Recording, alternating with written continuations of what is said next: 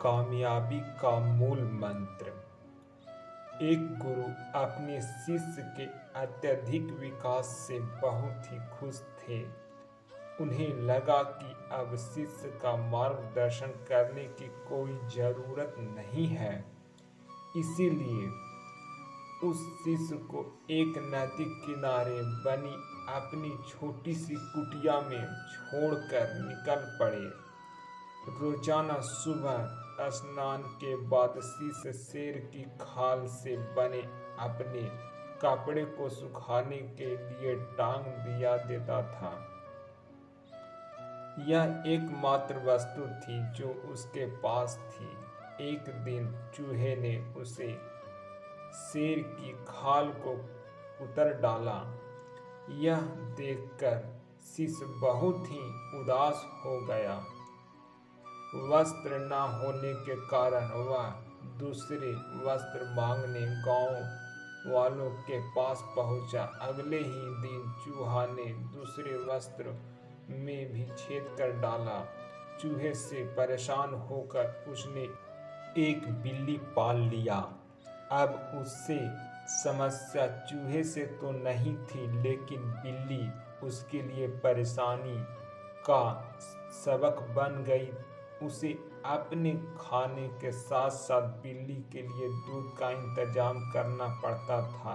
एक दिन उसे लगा कि मैं कब तक गांव वालों से मांगता रहूंगा, क्यों न मैं खुद ही एक गाय रख लूं।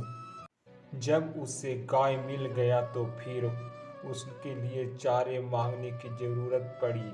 उसे लगा कि झोपड़ी में चारे और घास के इसका काम चल जाएगा, लेकिन इसमें उसके सामने गाय को चारा की समस्या खड़ी हो गई। गाय को लाने के चक्कर में उसे ध्यान के लिए पूरा वक्त नहीं मिल पा रहा था। इसीलिए इस काम के लिए उसने आदमी रख लिया।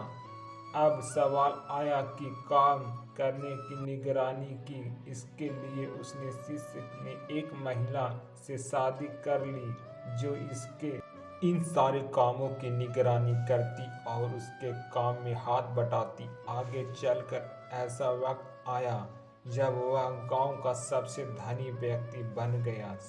कई सालों के बाद अचानक एक दिन गुरुजी उस गांव में पहुंचे। सब कुछ बदला हुआ देखकर दंग रह गए।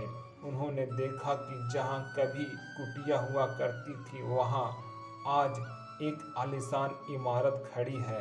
उन्हें एक नौकर से पूछा, क्या यह वही जगह नहीं है जहां कभी मेरा एक शिष्य रहा करता था? नौकर उन्हें कोई जवाब देता इससे पहले ही गुरुजी का वह शिष्य हाजिर हो गया। गुरुजी ने उससे पूछा, वत्स, आखिर ये सब क्या है? इस पर शिष्य ने कहा, आपको विश्वास नहीं हो रहा है ना?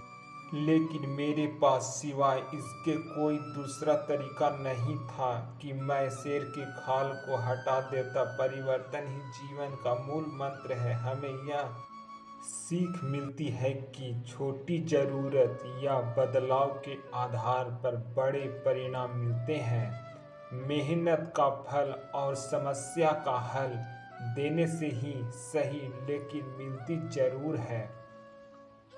हे प्रभु, सबका भला हो।